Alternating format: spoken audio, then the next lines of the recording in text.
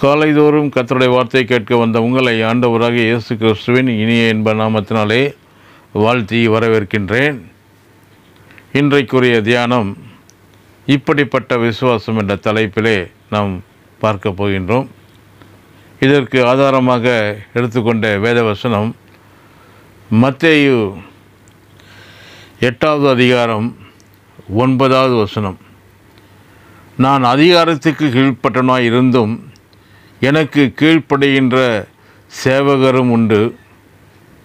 நான் ஒருவனை போ என்றால் போகிறான், மற்றவனை வா என்றால் வருகிறான், என் வேலைக்காரனை இதை செய் என்றால் செய்கிறான் என்றார். முதலாவதாக விசுவாசத்திற்கும் அதிகாரத்திற்கும் உள்ள நெருங்கிய தொடர்பை அவன் புரிந்து வைத்திருக்கின்றான். ஏனென்றால் 100க்கு அதிபதி என்று சொன்னால் சாதாரணமானவன் அல்ல.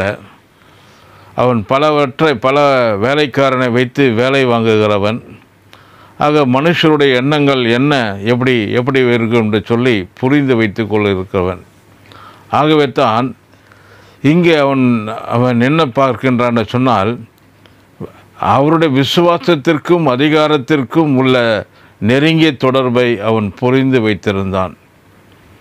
விசுவாசம் செயல்பட வேண்டும் என்றால் அதிகாரத்தை பயன்படுத்த வேண்டும் என்பது அவனுக்கு விளங்கினது. இரண்டாவதாக ஆவிக்குரிய அதிகாரத்தை பயன்படுத்தி சரீர சுகத்தை பெற்றுக்கொள்ளலாம் என்பதையும் அவன் புரிந்து வைத்திருந்தான்.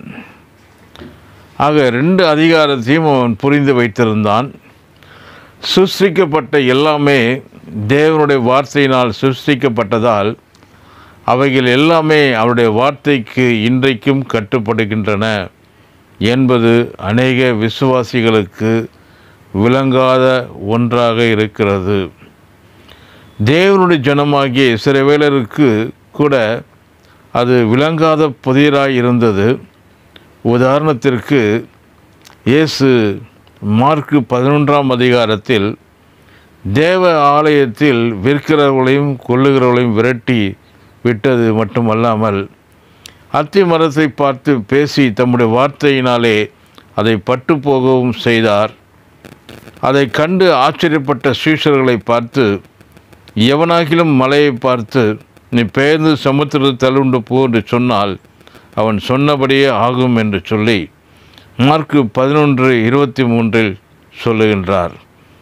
இவைகளுக்கு பின்பு அவர் தேவ ஆலயத்திற்கு வந்தபோது வேதபாரகரும் ஆசாரியரும் மூப்பரும் அவரிடத்தில் வந்து, நீர் எந்த அதிகாரத்தினால் இவைகளை செய்கிறீர்? இவைகளை செய்கிறதற்கு அதிகாரத்தை உமக்கு கொடுத்தவன் யார் என்று கேட்டார்கள்.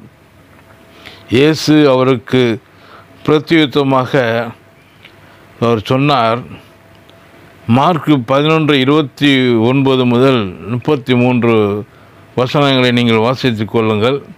நான் இதோ ஒரு சில 2 வசனங்களை நான் மாத்திரம் வாசிக்கின்றேன். நானும் உங்களிடத்தில் ஒரு காரியத்தை கேட்கின்றேன், நீங்கள் எனக்கு உத்தரவு சொல்லுங்கள். அப்பொழுது நானும் இன்ன அதிகாரத்தில் இவைகளை செய்கிறேன் என்று உங்களுக்கு சொல்லுவேன். யோவான் கொடுத்த ஞானஸ்தானம் தேவனால் உண்டாயிற்றோ மனுஷனால் உண்டாயிற்றோ? எனக்கு உத்தரவு சொல்லுங்கள் என்றார்.